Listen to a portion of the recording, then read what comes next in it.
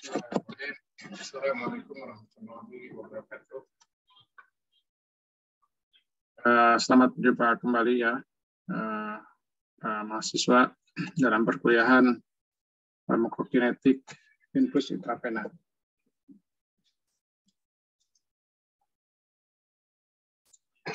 Ya, sebelumnya kita telah mengkaji berbagai model farmakokinetik ya, kemudian juga sudah belajar farmakokinetik satu kompartemen baik untuk intravena maupun oral ya, dua kompartemen intravena maupun oral.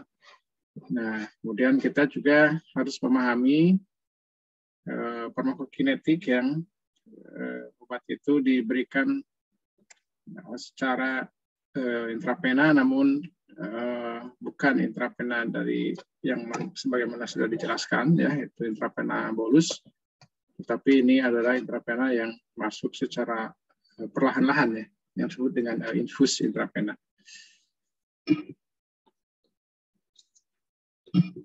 Baik, mungkin ini perlu disampaikan dulu ya, tujuan daripada perkuliahan ini, learning objektifnya adalah Anda mahasiswa ya mampu memahami. Pertama adalah skema dan persamaan diferensial untuk model farmakokinetik satu kompartemen setelah pemberian infus intravena. Dan yang kedua, nanti Anda dapat menggunakan atau mengaplikasikan persamaan tersebut ya, baik pada saat infus berlangsung ya, atau selama infus berlangsung.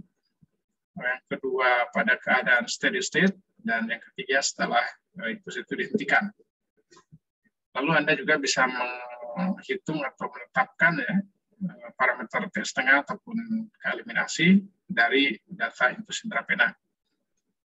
Juga diharapkan Anda nanti mampu ya mendesain atau menghitung regimen dosis yang cocok untuk infus intravena.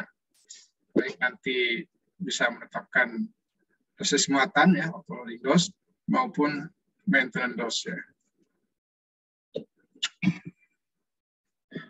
Oke, sebagai pengantar ya, bahwa kita tahu obat itu bisa diberikan baik secara oral, topikal ataupun parenteral dan lain-lain. Adapun parenteral itu bisa kita jelaskan lagi, kita bagi lagi beberapa cara pemberian ya, ada disebut dengan intravena, kemudian subkutan atau injeksi intramuskular ya, atau injeksi intraarteri, intratekal dan lain-lain ya. Nah, terkait dengan injeksi intravena dibagi dua.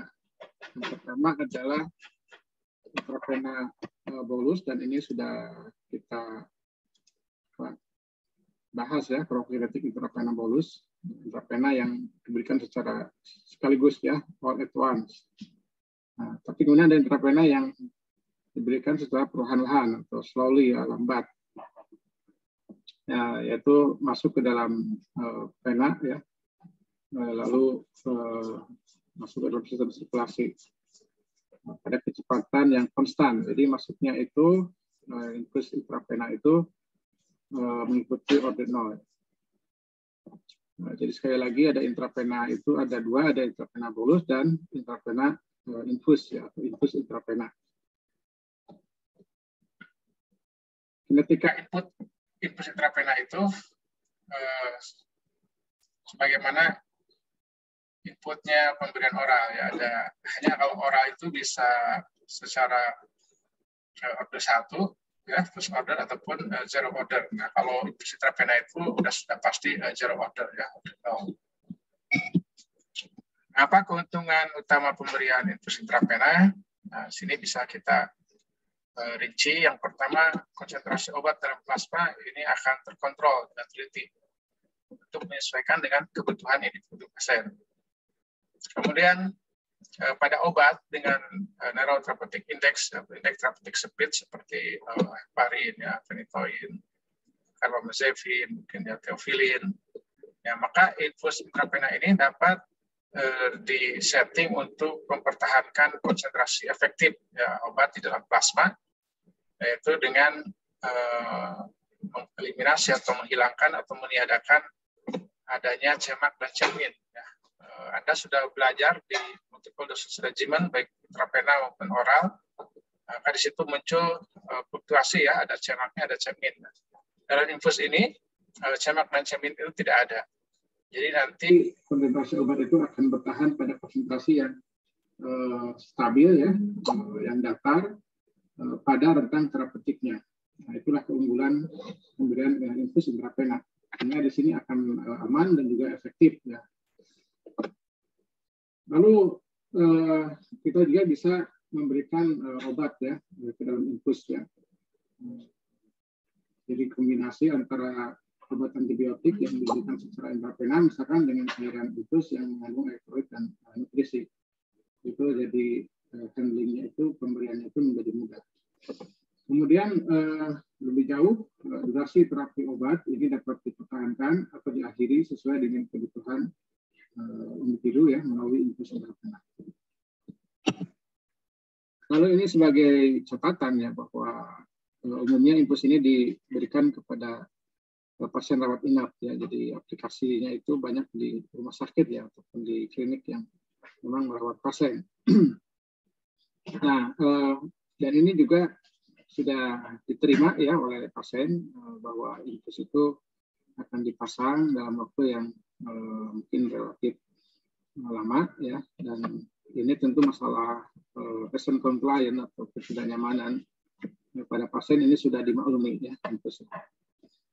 Nah, juga di sini sebagai catatan kita bisa memberikan obat-obat lain ya yang kompatibel, yang persatukan dan juga stabil langsung kepada selang infus ya yang menggunakan injeksi intravena misalnya langsung diberikan kepada selang infus yang masuk ke dalam intravenanya. Lalu infus juga di sini digunakan sebagai alternatif dari obat yang tidak bisa diberikan secara intravena cepat ya, atau bolus. Jadi obat-obat tersebut bisa diberikan secara infus intravena yang lebih lambat 15 atau 30 menit. Nah, sekarang mari kita pelajari bagaimana persamaan kinetika obat yang diberikan secara infus ya ke dalam tubuh. Nah, ini gambarannya adalah ini tubuh ya, tracking body. Jadi obat itu masuk ke dalam tubuh atau plasma melalui suatu proses input yang tadi adalah prosesnya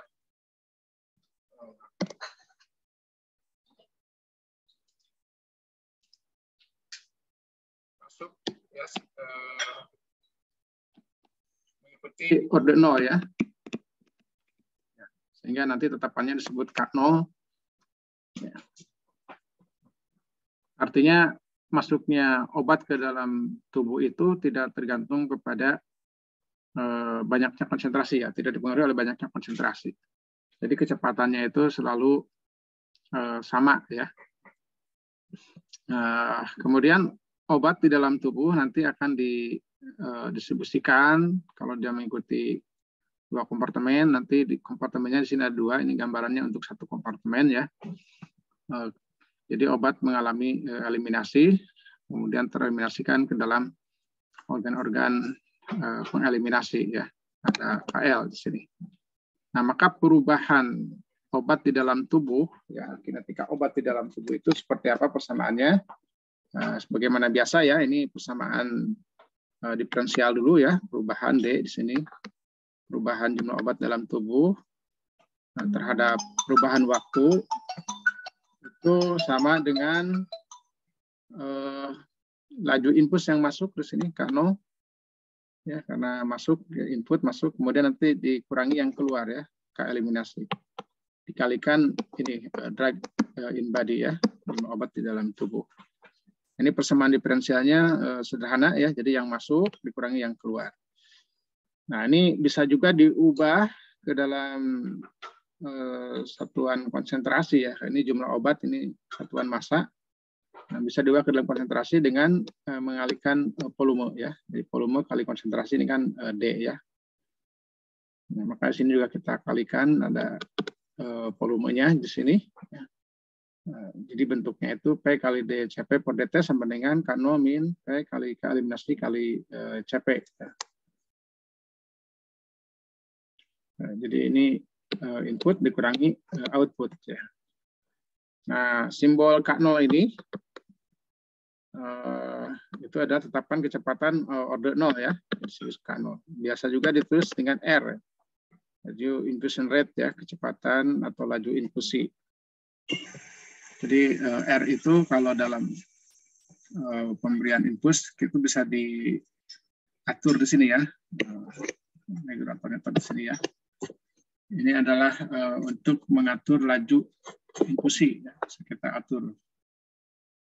Atau yang canggih itu seperti ini ya, ini sudah tinggal di setting pakai tombol sini, mau kecepatan berapa. Ya, satuan R itu, atau infusion rate atau K0, itu biasanya dalam satuan massa ya, banyaknya obat yang masuk per waktu ya, misalkan miligram per jam. Ya, juga miligram per menit.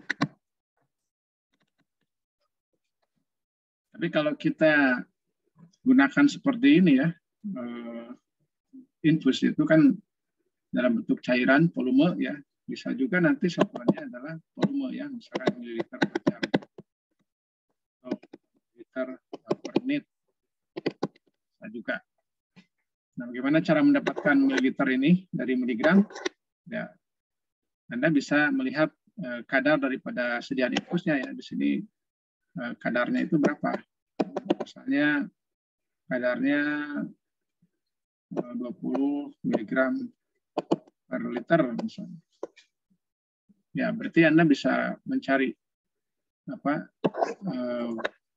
satuan mili ya dari sini. Jadi nanti misalnya kecepatannya 40 mg per jam mau diubah ke dalam mili. Berarti tinggal di konversi dari konsentrasinya ini. Atau nanti dalam satuan tetes ya, karena itu dalam satuan tetes per menit. Nah, ini berapa tetes per menit. Nah, ini kan berarti kan kalau tidak ada alat seperti ini, nanti munculnya berupa tetesan-tetesan yang mungkin disetting secara manual ya. Jadi berapa tetes per menit. Nah, pengaturan R ini sangat penting nanti untuk mengatur besarnya ya, jumlah konsentrasi ya, yang masuk.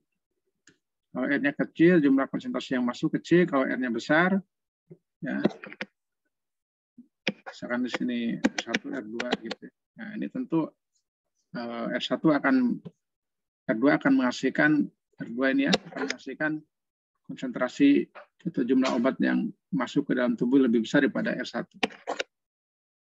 Nanti kita jelaskan lagi itu tentang adjustment R itu ya. Nah, oke.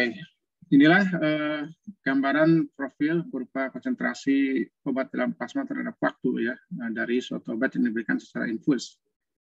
Nah, sebagaimana oral ya, awalnya itu 0 dulu ya, kemudian dia akan naik perlahan-lahan ya. Nah, kemudian akhirnya bisa mencapai kondisi yang disebut dengan sudah tidak ada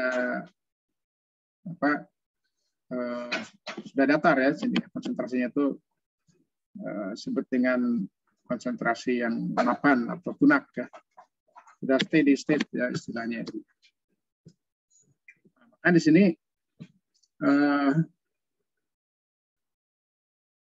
persamaan daripada infus ini nanti bisa ada dalam beberapa kondisi ya. Kondisi ketika belum mencapai steady state dan kondisi setelah mencapai steady state pada saat infus berlangsung.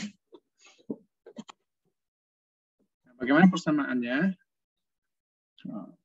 Jadi persamaan yang tadi yang kita dapatkan itu dari persamaan diferensial tentunya diubah dulu ya dengan berbagai teknik transformasi ya dari bentuk diferensial ke bentuk integral. Atau dalam istilahnya itu di matematika kalkulus ya, persamaan diferensial ini diintegralkan ya, maka hasilnya adalah persamaan seperti ini ya. Persamaan yang bisa kita aplikasikan ya. Kesimpulannya adalah CP sama dengan K0 per PD kali K. Atau ini boleh diganti dengan clearance ya. Kali 1 min E pangkat min K kali T. Ini adalah persamaan impuls secara umum selama proses impuls berlangsung ya. Jadi T itu adalah waktu infusi ya, selama impuls berlangsung yang ditanyakan. Jadi berapa persentase pada misalkan ketika impuls berlangsung sudah 30 menit gitu ya. Nah, ini parameternya biasa ya. Itu persamaannya ya. Jadi selama impuls berlangsung di sini belum di stop. Nah, jadi di titik-titik ini itu konsentrasinya bisa dicari dengan persamaan yang tadi ya. CP sama dengan K0 atau R ya, dikali PD kali K.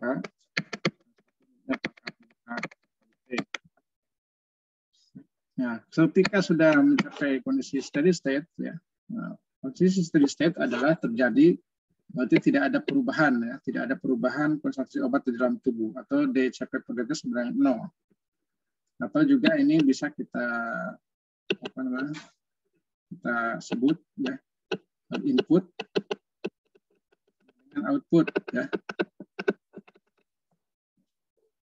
Nah, nanti yang steady state ya, kita akan bahas persamaannya. Nah, kita lihat dulu yang persamaan input secara umum.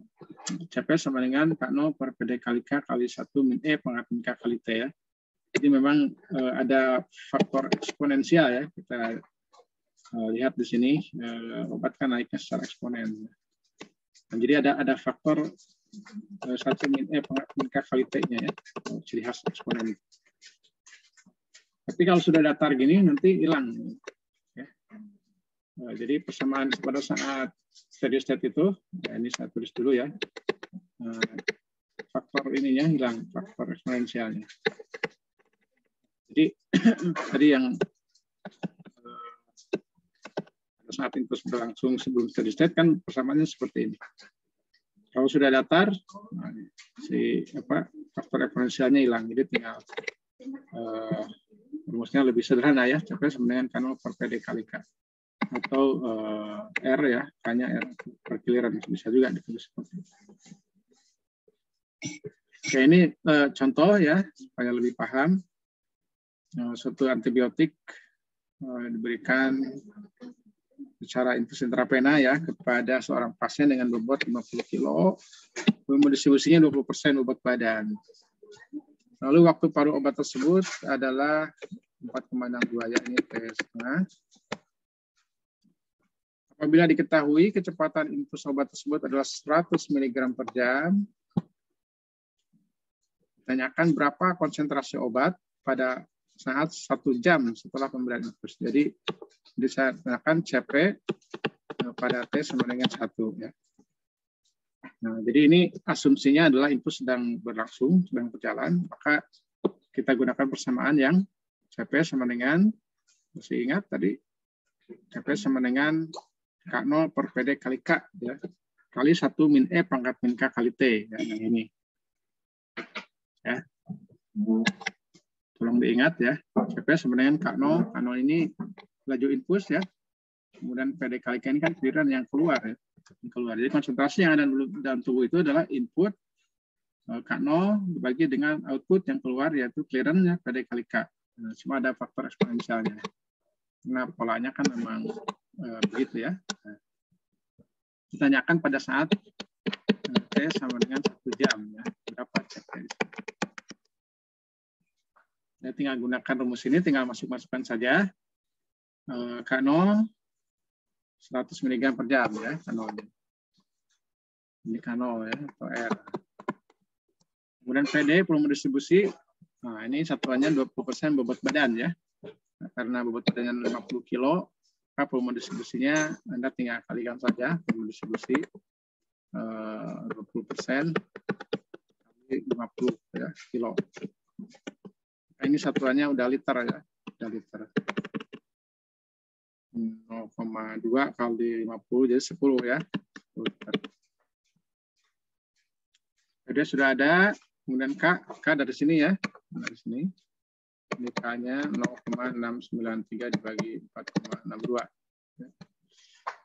1 min E pangkat min K kali T. Jadi T-nya 1 jam ya.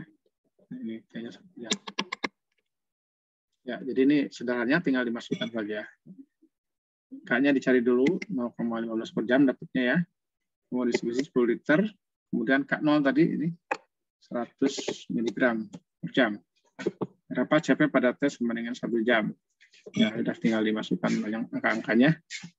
Nah, diperoleh 9,3 mg per liter ya, atau mikrogram per mililiter sama saja ya. Mungkin supaya gampang dibuat miligram dan liter ya. Ini satuannya sudah dalam miligram, kemudian volume distribusinya juga dalam liter ya, jadi miligram per liter. Oke, misalnya soal yang tadi ya, ingin mencapai konsentrasi 10 mg per liter gitu. Karena ini kan tadi dapatnya 9,3 nih. Nah, ini belum mencapai rentang terpetik ya. Ini inginnya misalkan di 1 jam itu sudah mencapai 10 mg per liter. Nah, apa yang harus diubah? Apa yang harus dinaikin? Ini kan naik nih. Berarti yang harus dinaikin adalah R-nya ya. Nah, jadi kalau ingin mendapatkan konsentrasi dalam 10 mg per liter dalam waktu 1 jam, ya, berapa kecepatan impulsnya ya? Harus naik ya. Jadi rumus yang tadi itu ditanyakan K0-nya. Jadi K0 sama dengan CP kali PD kali K dibagi dengan 1 min E per K kali T ya. Jadi diperoleh 108 mg per jam. Itu beberapa contoh, saya kira mudah-mudahan jelas ya. Nah, sekarang bagaimana konsentrasi obat dalam keadaan steady state? Oke. Keadaan steady state itu tercapai pada saat T tahingga ya. Di sini. Ini T-nya itu adalah tahingga. Jadi persamaan yang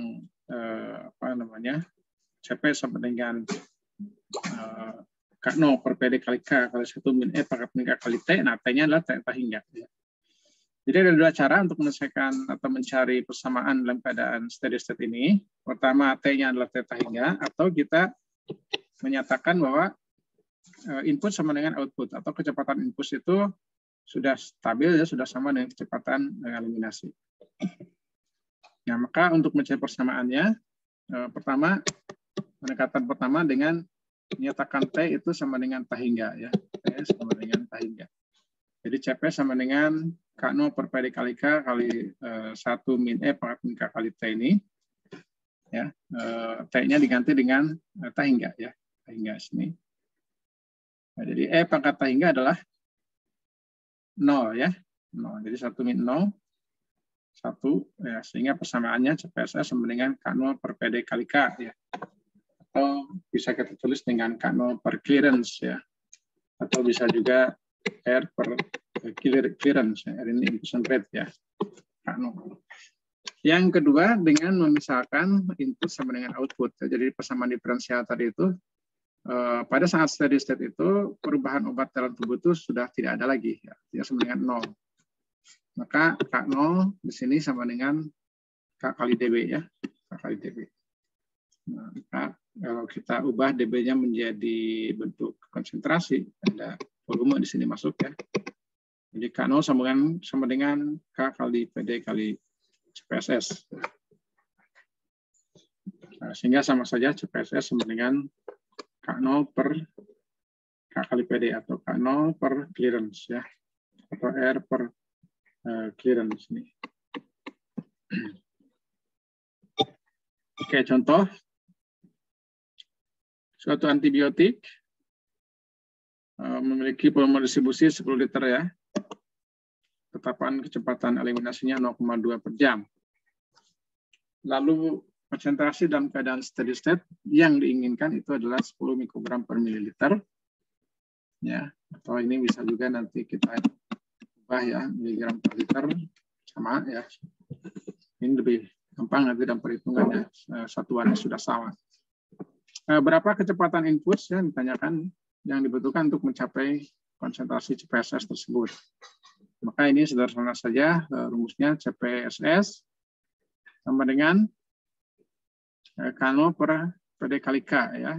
Kalau ditanyakan K0-nya berarti kalikan semua ini ya. K0 sama dengan CPSS kali PD kali K ya. Nah, ini. CPSS sama dengan K0 per PD kali K. Jadi K0 ini kalikan semua ya. CPSS kali PD kali K. Berarti 10 kali 0,2 kali 10 ya. Hasilnya 20 mg per jam. Nah, ini satuannya 20 mg per jam. Itu satuan infus ya ke dalam plasma darah. Nah, apabila soal yang tadi ya, misalnya si pasiennya itu mengalami perburukan organ eliminasinya ya, ginjalnya di sini mengalami infeksi ya, sehingga terjadi penurunan eliminasi ya. Yang tadinya 0,2 tadi ya, tadi kan K-nya 0,2 berubah menjadi 0,1 per jam. Tapi kita harus mempertahankan agar CPSS-nya itu adalah tetap di 10 mg per liter ya, ini per liter ya, atau 10 mikrogram per mililiter. Nah, maka harus kita adjust ya kecepatan infusnya agar si CPSS-nya tetap bertahan di 10. Karena CPSS ini termasuk konsentrasi target ya yang akan menghasilkan efek terapi. Nah, tapi ketika ada perubahan eliminasinya menurun, ya, kalau kecepatan infusnya tidak berubah, maka apa yang terjadi? Yang terjadi adalah CPSS-nya akan meningkat dan mungkin akan menghasilkan reaksi atau efek toksik ya. Oleh karena itu, ketika terjadi penurunan eliminasi, maka dosis yang masuk pun harus diturunkan. Kecepatan infus ini, R ini adalah termasuk dosis yang masuk ya. Ini dosing rate kan ini. Makanya satuannya juga adalah miligram per waktu ya, miligram per jam misalnya. Jadi ketika K-nya menurun, maka R-nya pun harus diturunkan. Nah, berapa harus diturunkannya, ya kita hitung ya. Di K0 sama dengan, nah ininya tadi kan dari 0,2 jadi 0,1. Sehingga tinggal setengahnya ya, terus kita adjust. Tadi kan 20, sekarang jadi tinggal 10 mg per jam. Agar apa? Agar CPSS-nya tetap di 10. Ya.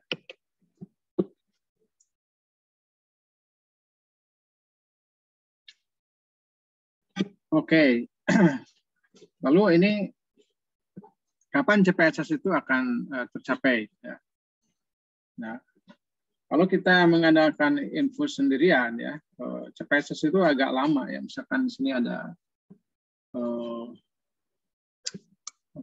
waktu ya, waktu misalkan dalam jam. Mungkin di sini baru tercapai. Tercapainya CPSS itu bertahap ya, tidak langsung 100%, mungkin dari 85% dulu ya, 90%, mungkin di sini 95% CPSS, ya. Mungkin di sini 99% ya CPSS. Nah, kapan ini tercapai? Ya, pada waktu T ini. Ya. Nah, kita bisa nyatakan waktu tercapainya CPSS itu dalam parameter T,5. Jadi berapa kali T,5 CPSS ini tercapai? Nah, kita bisa hitung ya, turunkan persamaannya dari sini. Misalnya kondisi di sini ya, CP pada saat 90% CPSS. Ini ya. Jadi CP itu kan rumusnya PD ya kali salah. Nah. Nah, ini PD kali K ya, di sini K0 ya. Kali 1 min E pangkat min K kali T. Itu kan CP ya. Ini sama dengan 90%. CPSS tadi rumusnya apa? K0 per PD kali K kan gitu. Jadi ini sama ya, ini bisa dicoret sehingga 1 min E pangkat min K kali T itu sama dengan 0,9 ya. Kalau kita susun E pangkat min K kali T sama dengan 1 min 0,9 ya. Itu. Ini pindah ke sini 0,9-nya berkurang ya ke sini. Nah, jadi 0,1 ya, 0,1. Jadi E pangkat min K kali T sama dengan 0,1. Supaya hilang T-nya gimana?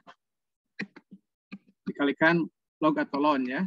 Kalau log harus ada faktor 2,3 ya. Kalau ln ya nggak ada ya. Jadi kalau dikalikan ln ini E-nya hilang, min K kali T sama dengan ln 0,1 ya. Jadi T di sini sama dengan ln 0,1 dibagi K ya, dibagi K. Nah, K itu kan 0,693 per T setengah ya. Nah, kita ganti ya hanya dengan itu. Maka kalau kita lanjut ke sini T ya, ln 0,1 itu coba hitung di kalkulator ya. Ln 0,1 itu sama dengan 2,3 ya. 0,1 itu 0,3 ya hasilnya. Sekian, 2,3 sekian. Jadi ini T sama dengan 2,3 dibagi dengan 0,693. Nah, dibagi T setengah di bawah kan, jadi ini naik ya, kali T setengah. Jadi T sama dengan 2,3 dibagi 0,93. Itu hasilnya adalah 3,32 ya, kali T setengah. Nah, jadi ini adalah T tercapainya CPSS 90% ya. Jadi T di sini nih tadi, nah ini T. Ini adalah 3,32 kali T setengahnya ya. Jadi minimal 3 kali T setengah itu CPSS tercapai ya di 90%. Nah, kita dengan cara yang sama bisa hitung ya kapan waktu 90% tercapai, kapan waktu 99% ya, mendekati 100% ya. Itu tercapai di dalam apa namanya? Terminologi T setengah nanti. Nah, itu dengan cara yang sama seperti ini kita bisa turunkan dan kita bisa buat ya. Ini tadi sudah kita buktikan ini betul ya, bahwa CPSS 90% itu tercapai pada waktu 3,32 kali T setengahnya ya. Setengah. 90% itu di 4,3-an ya. 4,3. Nah, yang 99% itu nyaris 7 kalinya ya, 6,65 kali T setengah. Jadi kalau ingin sempurna tercapai CPSS itu kalikan aja 7 ya. 7 kali T setengah itu sudah sempurna. Misalnya kalau T setengahnya 3 jam berarti 21 jam ya, baru tercapai ya. Jadi kalau misalnya satu obat T-nya itu T setengahnya itu adalah 3 jam, dia akan tercapai sempurna di sini misalnya itu pada waktu sekitar 7 kalinya ya, 21 jam. Tapi 90%-nya juga sudah tercapai 3 kali 3 ya, 9 jam juga sudah tercapai, sudah cukup. Ya, jadi mohon dipahami ya bahwa misalnya di sini obat sudah diberikan selama 9 jam, itu sudah tercapai CPSS di sini. Sudah CPSS.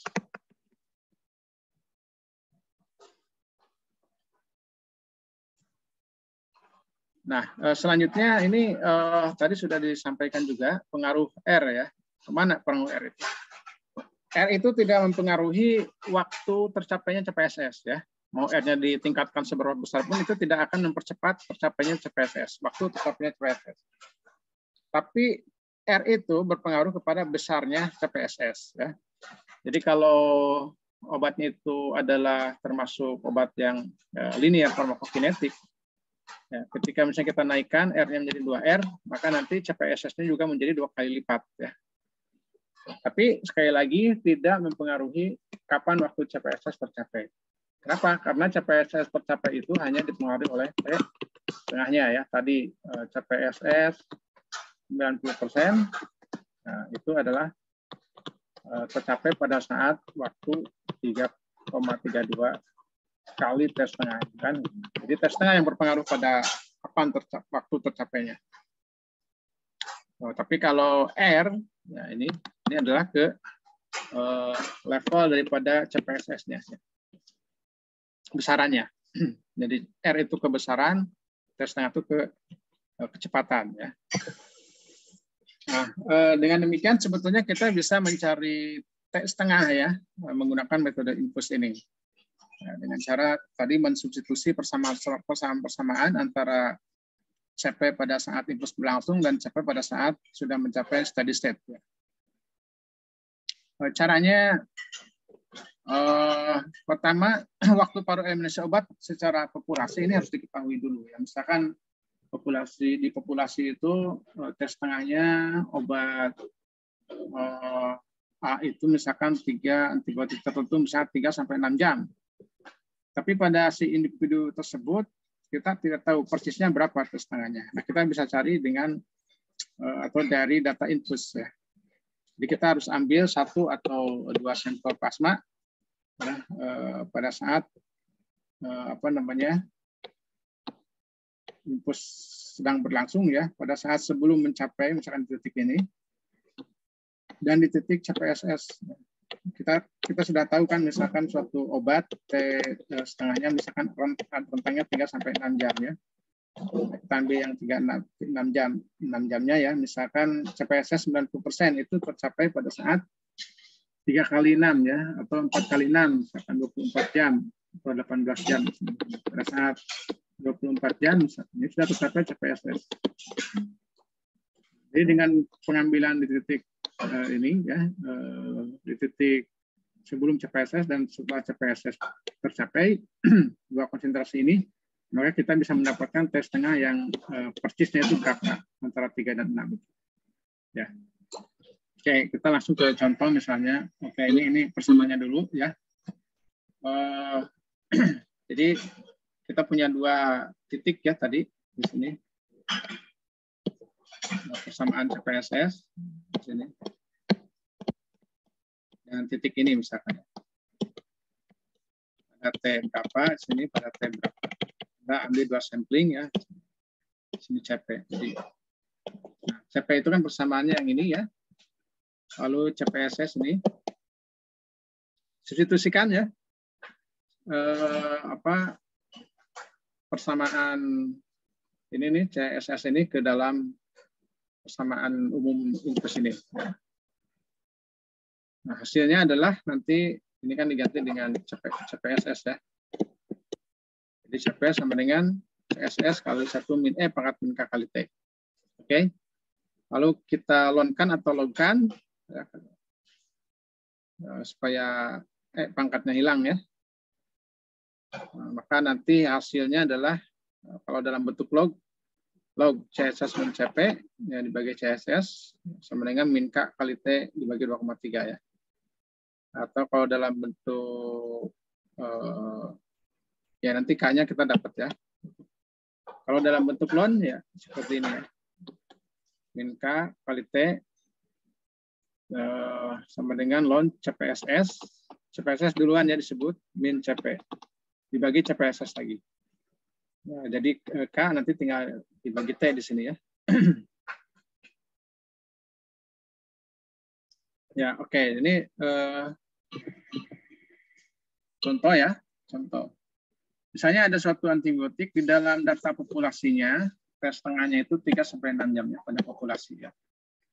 Lalu seorang pasien, ya, individu ya, ini individu tertentu ya, diberikan infus obat tersebut ya, dengan kecepatan 15 mg per jam. Nah, sampel darah diambil pada 2 titik ya, pada waktu 8 jam dan 24 jam. Jadi di sini pada 8 jam dan pada 24 jam. Tentunya di sini waktu 24 jam itu kalau kita lihat di sini, saya T setengahnya ambil saja 6 jam ya. 6 jam kali 3 atau kali 4 aja. 4 kalinya T setengah itu adalah CPSS ya. Jadi 24 jam ini adalah waktu tercapainya CPSS. Jadi di sini CPSS. Ini CP saja ya. Nah, jadi waktu diambil di 8 jam, tetapkan konsentrasinya lalu diperoleh ini konsentrasinya 5,5. Dan pada 24 jam 6,5. Ya. Nah, jadi ini sebetulnya sudah bisa kita nyatakan ini 5,5. Nah, kenapa yang kedua ini adalah CPSS? Karena tercapai pada 4 kali tes tengahnya, ya, 24 jam. 24 jam itu 4 kali 6. Apalagi kalau 4 kali 3 ya, 12. Berarti 24 jam itu sudah tercapai CPSS, dan 6,5. Lalu ini ditanyakan berapakah waktu paruh eliminasi. Jadi tes tengah. Ya tentu kita tes tengah itu diperoleh dari K ya. Jadi persamaannya kan yang tadi ya, K itu sama dengan ln CPSS mencapai dibagi CPSS, kemudian dibagi T. Nah, itu adalah K. Jadi persamaannya pakai yang ini. Ya. Ini CPSS 6,5 ya. CP 5,5 ya. CPSS-nya 6,5. Sederhana ya, tinggal dimasukkan ke rumus itu. Kalau Anda lupa lagi rumus ini, Anda turunkan dulu ya. Nah, tapi lama ya. Kalau tidak mau menurunkan ya Anda apakan. Ln CPSS mencapai per CPSS dibagi T sama dengan min K. Ya. Ada minnya di sini ya, jangan salah.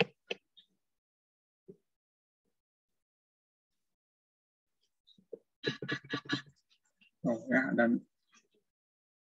ada minnya ya, ada min. Ada minnya. Ya, jadi K-nya adalah 0,234 jam ya.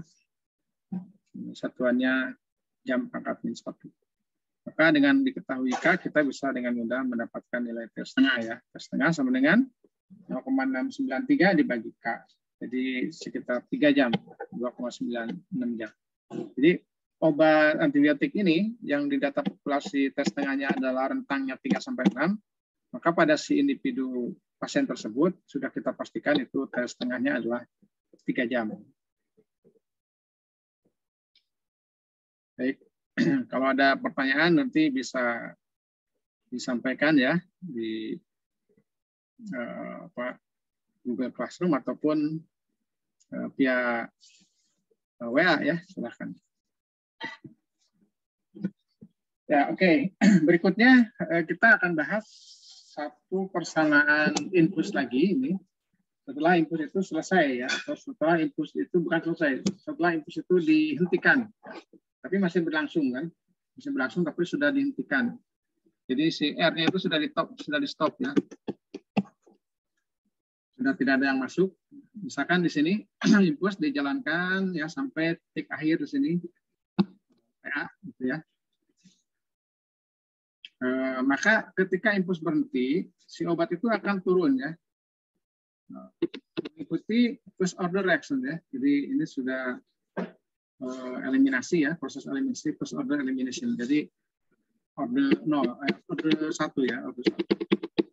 Kita tahu kalau Anda belajar intravena satu kompartemen ya, nah itu adalah persamaannya sama ya. Jadi pada titik-titik garis putus-putus ini ya, ditanyakan misalkan berapa konsentrasi dalam titik-titik ini CP ya, maka CP itu C0 kali E pangkat min K kali T ya, ini order 1 kan, order 1. CP sama dengan CP0 kali E pangkat min K kali T. Nah, CP0-nya yang mana? CP0-nya di sini tapi ya, bukan yang ini CP0.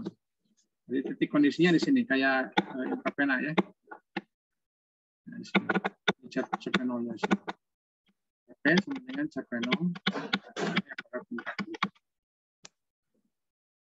Nah, CP0 pada kondisi infus itu titik sini adalah tiada lain adalah konsentrasi obat pada titik TA ini ya, selama infus sedang berlangsung. Jadi kembali ke persamaan infus ya. C0 di sini adalah sama dengan K0 per PD kali K kali 1 min E pangkat min K kali T. Gitu. Ya, kan tadi kita misalkan ditanyakan berapa konsentrasi obat setelah infus dihentikan. Ya. Katakanlah T setelah infus dihentikan. Kalau di titik ini ya, jadi TA ditambah T itu titik TB. Nah, di titik TB ini berapa? Nah, CP pada saat TB ini berapa? Yaitu dengan persamaan ini, ya, order 1. Hanya C0-nya kita ganti dengan ini. Ya.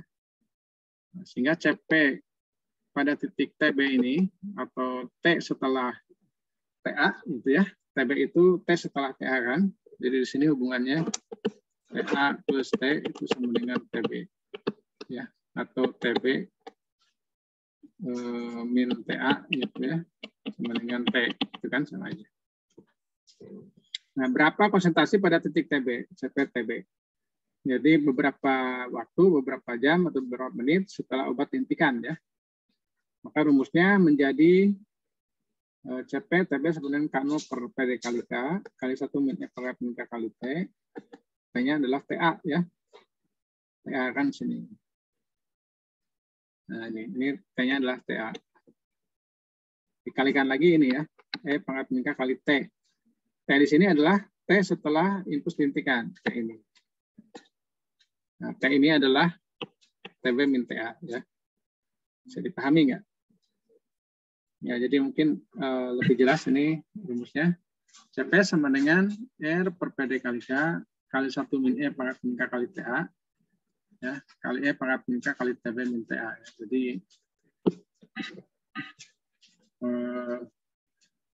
saya tulis di sini ya. Nah, di sini di stop inputnya pada titik TA, lalu dia akan meluncur, ya. Meluncur. Nah, misalkan ditanyakan di sini konsentrasi selama turun ini berapa. Misalnya pada titik TB, berapa konsentrasi impuls setelah dihentikan pada titik TB. Titik TB ini, katakanlah selisih antara TB dan TA itu T. Gitu. T itu adalah lama impulsnya berlangsung, ya. Jadi sekian jam setelah impuls dihentikan, itu T.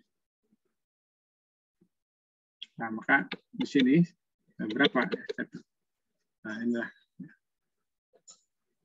Boleh juga ditulis seperti ini, ya, samaannya. CP sama dengan R per PD kali K dibagi 1 min E pangkat min K kali TA kali E pangkat min K kali T, ya. Oke, bisa diikuti, ya. Jadi kita sudah mendapatkan 3 persamaan, ya, dalam impuls itu. Saat impuls berlangsung di sini sebelum mencapai steady state, ya, itu CP saja, kemudian di sini CPSS saat obat mencapai keadaan steady state, dan ketika impuls dihentikan, ya, setelah impuls dihentikan. Nah, CP TB di sini, ya. Ya, rumusnya ini. Jadi nanti soalnya bisa 3 macam, ya. Anda harus waspada. Ini saat impuls sebelum mencapai steady state, atau pada saat mencapai steady state, atau setelah impuls dihentikan. Ya, ada 3 kondisi. Oke, ini contoh mencari konsentrasi setelah impuls dihentikan, ya. Seorang pasien diinfus selama 6 jam, ya. Dengan parameter K-nya 0,01 per jam, volume distribusinya 10 liter, ya. Pada kecepatan impuls 2 mg per jam. Berapakah konsentrasi obat di dalam tubuh 2 jam setelah impuls dihentikan? Ya. Nah, jadi ini kan detik ini impuls dihentikan ketika. Nah, kemudian ditanyakan, misalkan di sini, ini itu adalah P, ya, di situ 2 jam setelah impuls dihentikan. Jadi total impulsinya sendiri TB itu berarti di sini TA-nya 6 jam, ya, berarti TB-nya 8. Sudah, tinggal masukkan ke rumus ini, sampai dengan R atau K0, ya, PD kali K. Makanya adalah T saat impuls dihentikan, TA, kali lagi 1 E pangkat min K kali T, ya. T itu tadi adalah TB min TA. Ya, 2 ini kan, 2. Jadi 2 jam, ini adalah T. Nah, waktu yang ditanyakan, ya, T. Kalau TA, waktu impuls dihentikan. Bisa dipahami, ya. Dan ini tinggal dimasukkan saja. CP sama dengan K0-nya 2, lalu PD-nya pemisuhnya 10, kemudian 8 kecepatan eliminasinya 0,01. Jadi ini juga sama ya, 1 min F pangkat min 0, nah ini K ya. Nah ini adalah kenapa 6? Karena impulsnya diberikan selama 6 jam. Jadi ini titik PA-nya adalah 6 jam. Kali E pangkat min 0,01 ini K ya. Duanya apa? 2 jam. 2 jam setelah impuls dihentikan. Jadi di titik ini. Ini adalah T, yaitu 2 jam. Nah, hasilnya adalah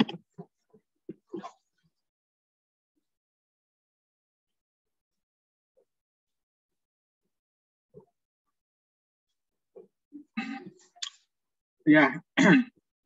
Selanjutnya ini bagian 2 sebenarnya. Cuma karena kita 3 SKS, kita lanjut ya, kita lanjutkan. Oke. Tadi sudah disinggung ya bahwa pemberian impuls itu diberikan untuk mencapai konsentrasi sesuai dengan targetnya yaitu CPSS. Nah, hanya CPSS itu kapan tercapai itu adalah tergantung tes setengahnya. Kalau obat itu tes setengahnya 3 jam, maka akan tercapai pada 3 sampai tadi ya 7 kali tes setengahnya. Kalau misalkan 3 kali saja ya 3 kali tes setengahnya. Kalau T-nya itu misalnya 3 jam, gitu.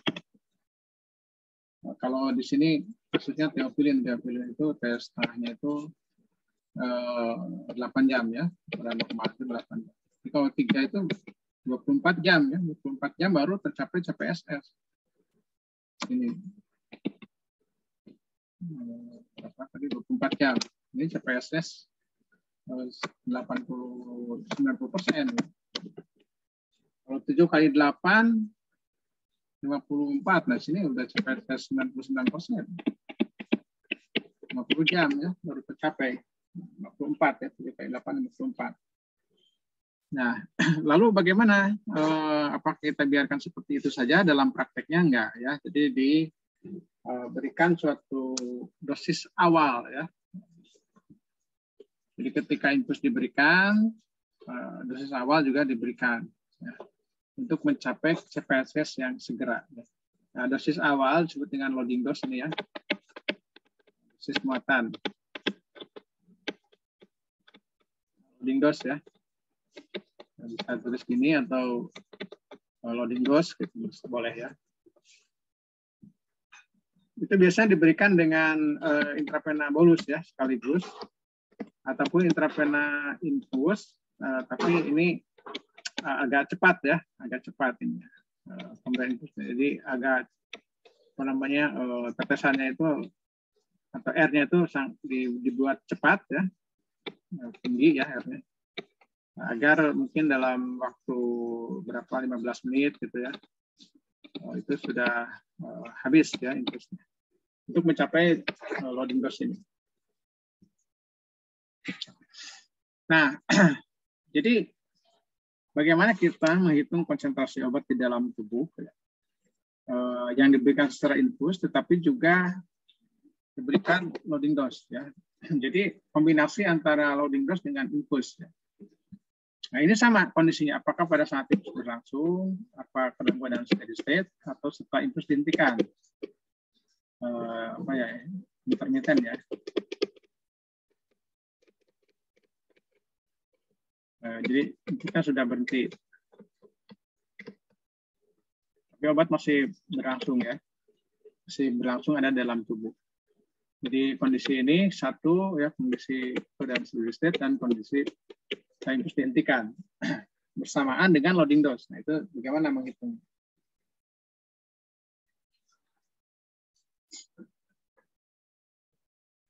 Ya, misalnya kita berikan maaf ya. Loading infus di sini pemberian infus dia akan mencapai CPSS tadi ya misalkan di 25 jam. Nah, maka untuk membantu dikasih loading dose di sini. Biasanya diberikan secara intravena ya. Masuk di sini. Nah, maka obat yang diberikan secara intravena farmakokinetiknya kan akan langsung mengalami distribusi atau eliminasi ya ke sini. Nah, jadi ini dari profil obat yang diberikan secara intravena sini, kan? Ini, ya. Ini dari infus. Nah, kombinasinya adalah ini dijumlahkan dengan ini, maka konsentrasi aktua yang ada dalam plasma itu menjadi di sini, ya. Seperti ini.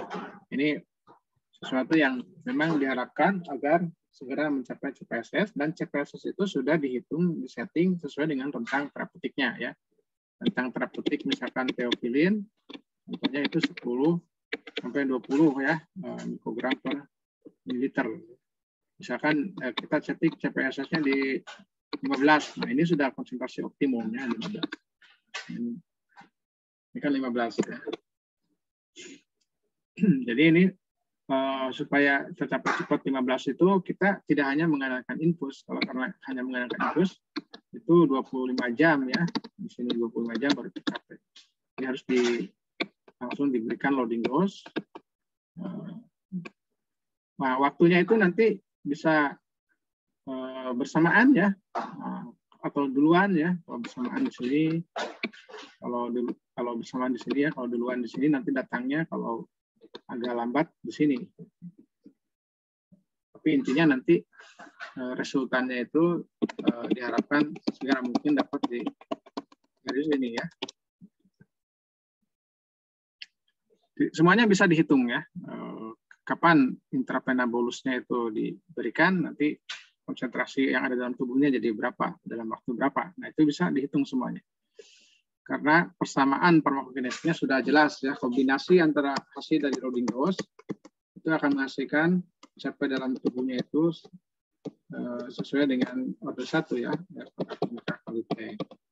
Kemudian kalau dari infus ya itu nanti ada 3 persamaan tadi ya, 3 persamaan tadi, satu yang CP sama dengan kalau PD kali K, satu min E kali T ya, atau yang kedua CPSS sama dengan K0 per PD kali K, atau yang ketiga tadi ya CPS setelah intikan itu sama dengan K0 per PD kali K kali 1 min E pangkat K kali detik akhir ya kali R pangkat K kali T ya, waktu yang ditanyakan setelah infus dihentikan. Ya, jadi nanti konsentrasi total itu adalah kombinasi antara konsentrasi yang dari hasil loading dose ya, loading dose, sama konsentrasi kedua yang dari infus. Ya. Jadi mencari konsentrasi yang ada dalam tubuhnya itu jadi dari dua persamaan ya, dari loading dose, C1 loading dose, C2 dari infus. Nah, infusnya yang mana tergantung kondisinya. Bisa sedang berlangsung, sudah mencapai CPSS atau sudah dihentikan. Bisa dipahami ya? Oke ya, jadi ini masih penjelasan yang tadi ini. Oke, contoh ya, contoh bagaimana menghitung besaran dosis loading dose ya. Seorang dokter memberikan zat anestesi dengan kecepatan 2 mg per jam melalui infus intravena. Konstanta laju eliminasinya adalah 0,1 per jam, volume distribusinya 10 liter misalnya. Asumsinya 1 kompartemen ya. Berapa dosis muatan ya, loading dose di sini yang harus direkomendasikan apabila dokter ingin obat tersebut mencapai CPSS 2 mikrogram per mili ya.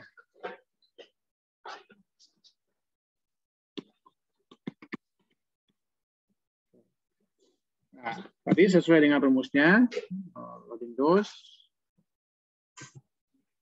sama dengan CPSS kali PD ya. CPSS itu sudah saya tulis belum di sini ya? Oh, belum ya. Jadi loading dose itu yang ini aja ya. Nah, tadi kan loading dose di sini ya. Loading dose itu mengikuti hukum persamaan ini ya, dosis, volume, konsentrasi. Karena masih ingat kan waktu di farmakokinetik awal-awal dijelaskan ya hubungan dosis, volume, konsentrasi ya. Nah, dosis itu kan massa ya, itu adalah volume dikalikan kadar. Nah, cuma nanti karena kita akan mencapai kondisi CPSS, maka C-nya adalah CPSS. Jadi loading dose itu diperoleh dengan mengkalikan volume distribusi kali CPSS ya. Di CPSS kali volume distribusi. Nah, CPSS-nya berapa tadi? Nah, 2 ya, 2 mikrogram dikalikan volume distribusi 10 ya. Ini 2 mikrogram per mili atau 2 miligram per liter kali 10. Jadi ini 20 miligram ya. Satuannya massa ya. Ini loading dose sama dengan 20 miligram. Kalau ditanyakan berapa, kita harus men-setting R-nya. R ya. Masih ingat R? Infusion rate ya. Nah, infusion rate ini, R ini atau kano ini tidak lain adalah dosis maintenance ya, dosis pemeliharaan. Jadi ada 2 dosis, loading dose dan dosis muatan. Dosis muatan itu dihitung dari clearance ya. Meskipun clearance itu kan PD kali K ya. Jadi kalau loading dose itu CPSS kali PD, kalau maintenance dose ya itu sama dengan K0 ya, itu CPSS kali clearance. Jadi fungsi volume distribusi dan clearance itu berbeda ya. Volume distribusi itu berperan untuk menghitung dosis muatan, dosis awal ya, atau initial dose. Sedangkan dosis pemeliharaan itu diperankan atau dihitung dari clearance ini. Bisa dipahami ya? Nah, bagaimana menghitung konsentrasi obat dari kombinasi infus dan loading dose ya, selama infus berlangsung. Nah, ini. Berapakah konsentrasi obat 6 jam setelah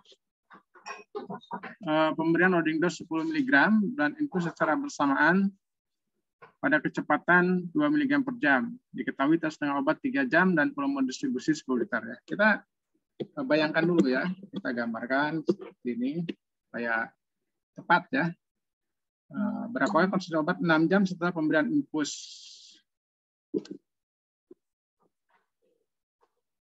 Nah, 6 jam setelah pemberian infus. Jadi pada titik katakanlah infus di sini tidak ada pernyataan dihentikan ya, berarti sedang berlangsung ya, sedang berlangsung titik ini.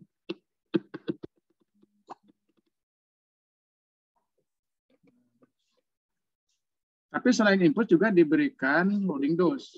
Loading dose. Misalkan loading dose diberikan di sini ya, di titik ini ditembak dengan intravena. Bolus ya, maka dia polanya akan ke bawah terus. Nah, gitu. Jadi ada 2 persamaan ya, 2 kurva di sini. Ini dari infus, ini karena pemberian loading dose ya.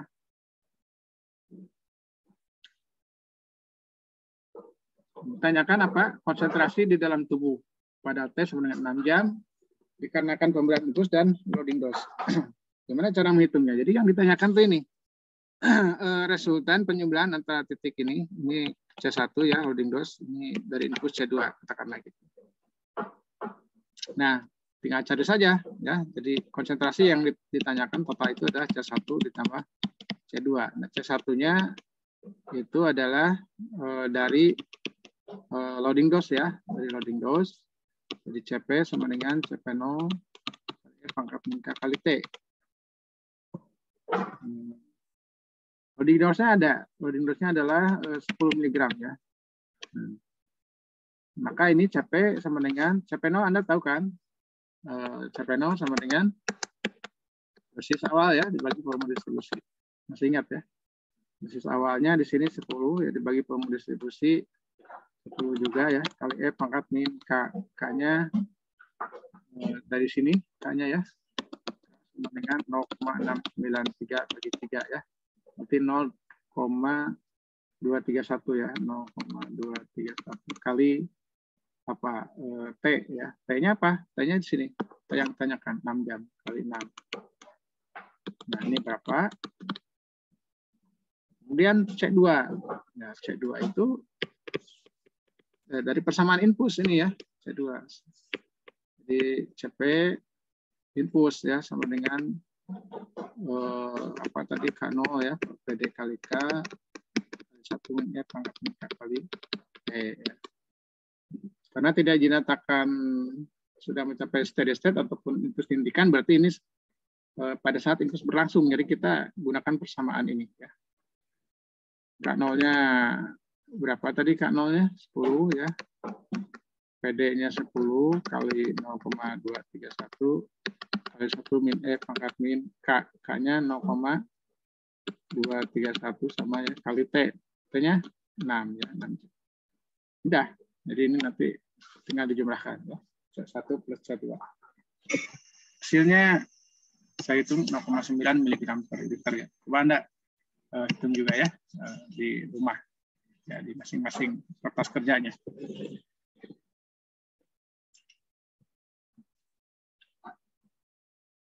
Udah sama hasilnya. Baik ya.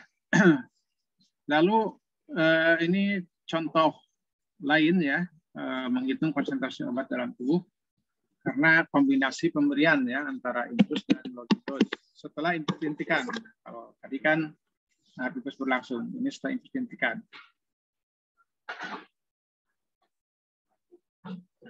Suatu antibiotik ini untuk dikerjakan ya, nanti kemudian dikumpulkan ya, diupload hasil perhitungannya lewat koordinator, nanti koordinator diserahkan ya, dibayarkan. Suatu antibiotik diberikan kepada seorang laki-laki dewasa, ada umurnya di sini, ada berat badannya, intravenous, waktu paru eliminasinya 8 jam ya, tes setengahnya ada. Volume distribusi 1,5 liter per kilo, Anda kalikan dengan bobot badannya, jadi PD itu berapa ya? PD itu 5 ya. Lalu obat diberikan dalam ampul ukuran 60 ml ya. Kalau di infus itu nanti dilihat 60 ml itu mengandung obat berapa totalnya. Jadi kalau nanti dibikin, dicari konsentrasi atau kadarnya. Di sini katanya kadarnya 15 mg per mili. Ini penting untuk nanti menghitung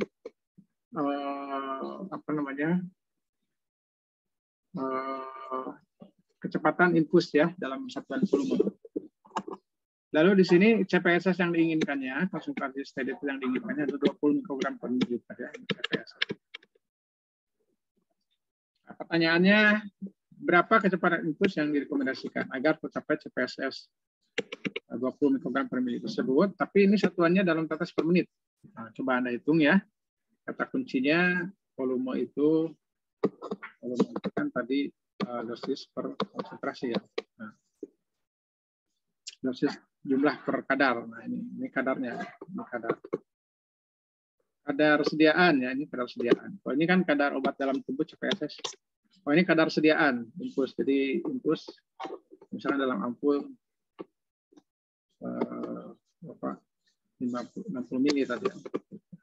Misalnya dari sini di label ada tertera ya, yang mengandung misalnya 900 mg gitu. Ya berarti ini kan kadarnya, konsentrasi kadarnya itu adalah 15 mg per mili ya kalau di. Lalu ditanyakan berapa loading dose ya, Anda sudah tahu rute apa yang harus diberikan dan kapan. Menentukan ya waktunya kapan itu menentukan nanti menentukan ke soal berikutnya, berapa konsumsi obat setelah 3 jam infus dihentikan. Apabila infus diberikan selama 5 jam. Jadi infusnya itu sendiri berlangsung sampai 5 jam lalu dihentikan. Nah, ditanyakan 3 jam setelah infus dihentikan itu berapa konsentrasinya. Nah, jadi kalau boleh saya gambarkan seperti ini ya.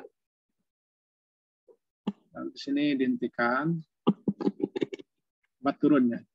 Dihentikannya di titik T sama dengan 5 ya. Nah, dalam jam. Ini CP ya. Nah, ini juga yang jadi pertanyaan tadi apa? 3 jam setelah infus dihentikan 3 jam. Jadi 5 plus 3 di sini pada saat 8 jam. Jadi, ini TA biasanya gitu kan, ini TB. Di sini T 3 jam kan setelah infus dihentikan. Jadi titik ini nih.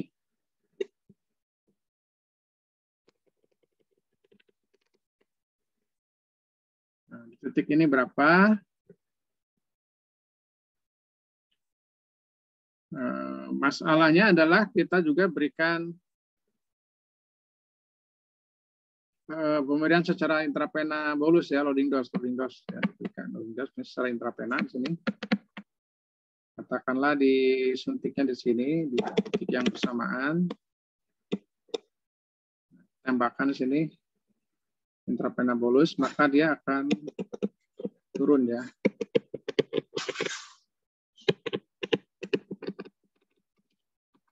Itu sampai habis. Nah, ditanyakan di sini. Berarti ini C1, ini C2 ya. Jadi nanti konsentrasi totalnya adalah C1 plus C2. C1-nya dari loading dose, nah, gampang. Nah, C2-nya adalah persamaan infus setelah infus dihentikan. Nanti tinggal dipindahkan. Ya. Silahkan dikerjakan, lalu nanti hasilnya dikumpulkan ya, di-upload. Nanti saya kasih link uploadnya. Ataupun di email juga boleh ya. Nah, kemudian berikutnya tolong ini dikerjakan ya, juga melengkapi infus juga ya, soal infus. Obat diberikan secara infus pada kecepatan 25 mg per jam selama 60 menit. Nah, 1 jam ya. Kemudian sampel darah dikumpulkan pada 2, 3, 4, 6, 8, 10, dan 12 jam. Setelah dimulainya infus, yaitu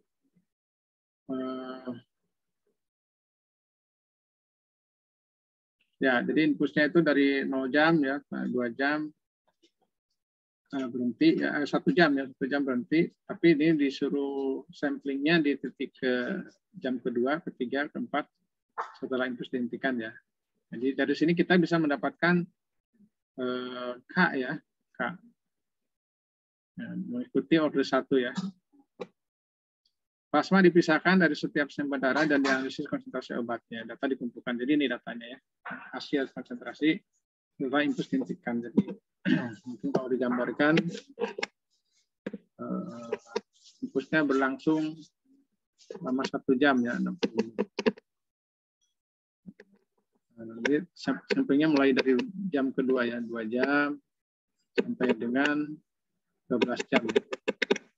Ya, ini asumsinya satu kompartemen ya. Jadi di sini kita bisa mendapatkan nilai K ya. K dapat, T setengah dapat, P keliran semuanya dapat. Ya. CPSS, ya Anda bisa hitung ya, sesuai dengan rumusnya. Kalau ini atom distribusi kelirannya dapat, PSS sesuai dengan rumusnya. Kano ada, kano flow clearance itu adalah CPSS. Loading dose, tinggal CPSS kali volume distribusi ya. Lalu konsentrasi obat pada 5 jam setelah infus dihentikan, ini tadi sudah diberikan contohnya. Nah, kemudian profil lengkap berupa infus intravena tanpa loading dose ya ini. Ya, ini ya sudah diberikan. Baik, saya kira itu yang bisa saya sampaikan. Ya. Kalau ada pertanyaan silakan disampaikan, bisa melalui koordinatornya ataupun juga bisa dikirim melalui link yang nanti akan diberitahukan ya.